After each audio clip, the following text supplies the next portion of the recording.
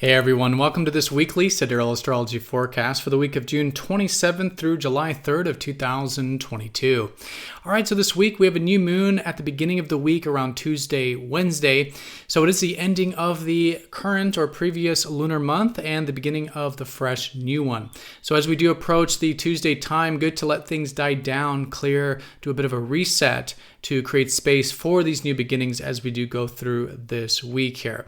Now, we do have quite a few aspects, but the most important ones here is that around that new moon, Neptune will be going retrograde. So nothing major here, but the next 6 months may be good to start to re-examine things like spirituality, sleep patterns, things that are more important to us on a soul level in life or bring more soul fulfillment in our life. Good to kind of rehash, reemphasize some of this. We may even get a bit of a break with some of that stuff if it's been quite heavy for you in that department for the past 6 months. Also around the new moon, the sun will be squaring Jupiter, so the new moon will be squaring Jupiter, and this can be a bit of a buoyancy swing between over and under optimism, over and under hopefulness, but good to channel that constructively. There are certainly opportunities coming out of this new moon, and any actions we can take towards building them constructively is fantastic. And then over the weekend, we have some challenging energy collectively. Mars, the planet of drive, will be in a square with deep and intense Pluto. So this is about reclaiming our power in some way, and usually through a bit of an ego death. It's at least a good way of working with that. So how can we be more non-attached to the things we want, assert ourselves in a more non-attached way, and in this way really reclaim our true power that comes from being non-attached and not afraid to lose anything or willing to face our fears, which the square can really help empower us with. And also Mercury will be trining Saturn and squaring Neptune over the weekend. So maybe a bit of a wandering mind that we can channel constructively into healthy ways of finding peace is great with that one as well. All right, so a lot to talk about. Let's go ahead and take a look at all of this here in more detail when we return.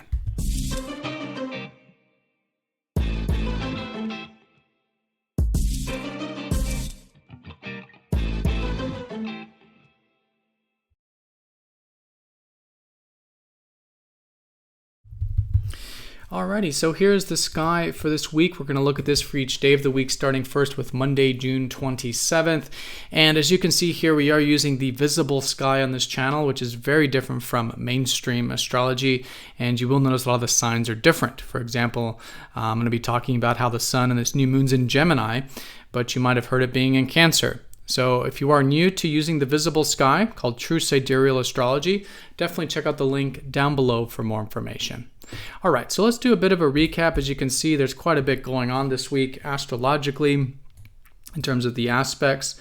No major sign changes, but the aspects are quite busy here. So coming into the week here, we do have, of course, Venus and Mercury still in Taurus, and this was the location of the previous lunar month. So as we are finishing up the previous lunar month here as we approach the new moon, this is good for reconnecting with that Taurus side. Taurus is what the experience has been about, which is about developing our inner and outer resources this last month.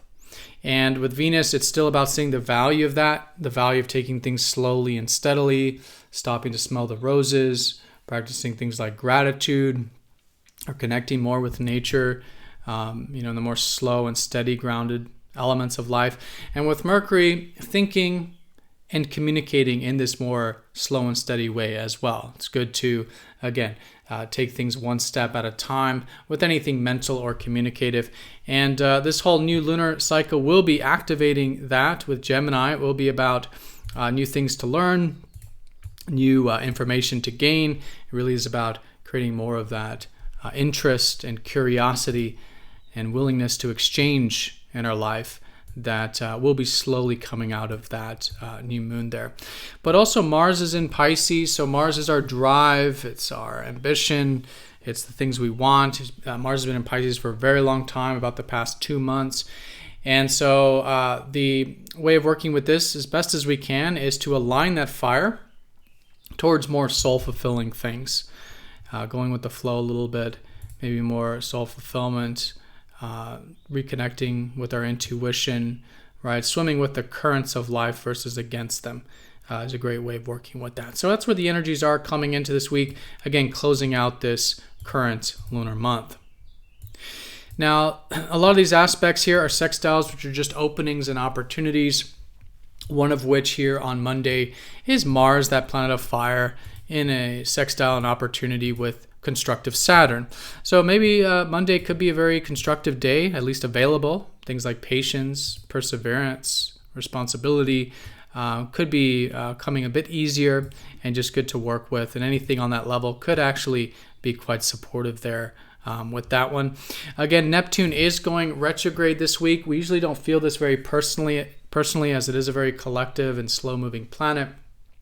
And these outer planets are retrograde first half of the year anyways. But it is suggesting that the next 6 months is good to kind of re-examine and rework some of the things in our life that could lead to more spirituality, could lead to more peace, more rest, more soul fulfillment.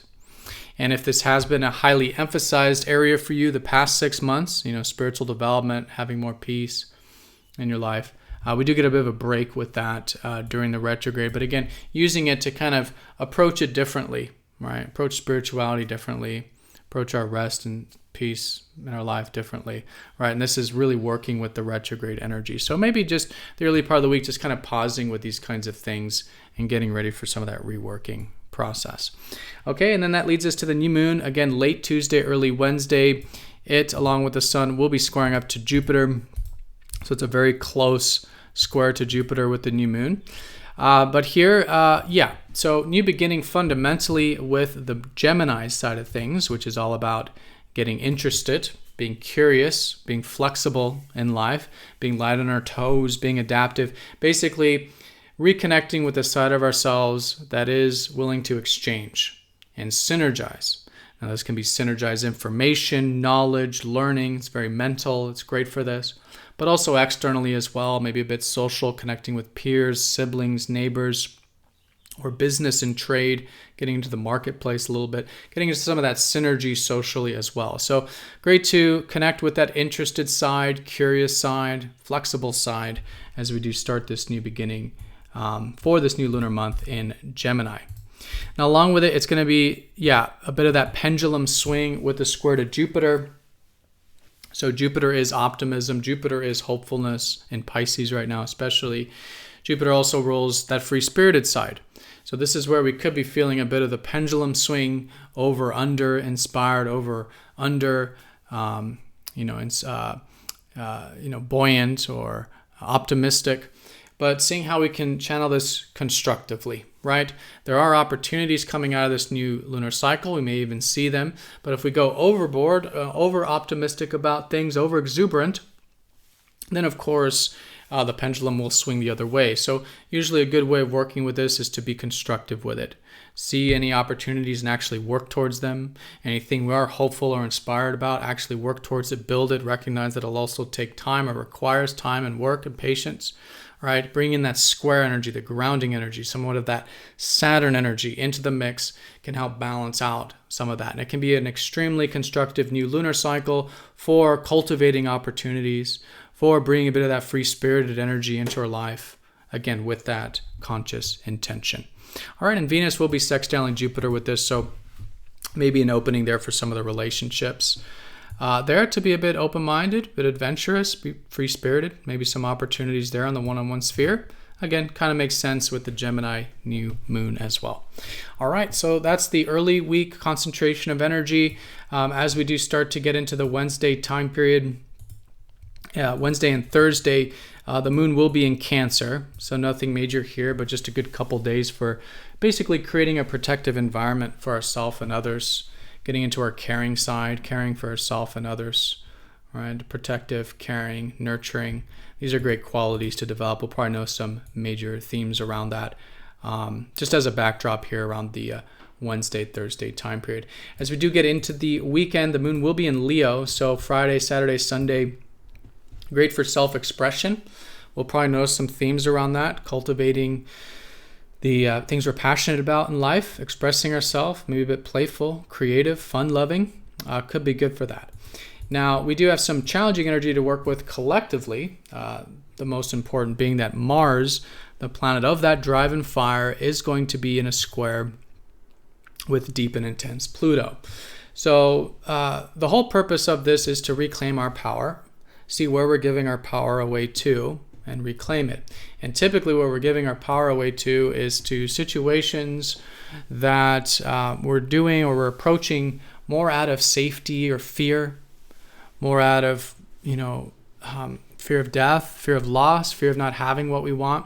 So the square to Pluto really tests this. It almost strips away the things we want. It has this clash kind of energy where, we might be pursuing what we want, might have strong needs, desires, really wanting to get what we want, but then the life circumstances or the situation or whatever will, in a sense, block that, right? And Pluto is almost like saying, look, maybe these are things that, you're doing more out of safety, security, fear, right? And pursuing to get those things. And it's not really the core of who you are. And so by this ego death, which is very much like this death of our needs, of what we think we want and what we're really pursuing very strongly, as the layers of the onion sort of strip away here, it gets closer and closer to our core. And our core is powerful. Our core is non-attached to the things that the ego might want in life, or the things we're pursuing in life. Even our true selves are pursuing. Our true self is non-attached to that and empowered, and recognizing that we don't need to give our power away to things and situations that to get something, because we have everything we need already inside. So Pluto squares like this help us become more non-attached through this quote-unquote ego death sort of energy. And so entering into them with non-attachment, with a willingness to not have what we want or not get what we want, or not assert ourselves or have that sort of fire, allowing for the death of these things then leads to the rebirth. Again, the core, the connection to the true power within that is non-attached, is willing to face fears, right? Is willing to, do things for more of a higher purpose, or again, not willing to give our power away to situations or things or people that, we can really get caught up into and have our experiences in life skewed in a challenging way.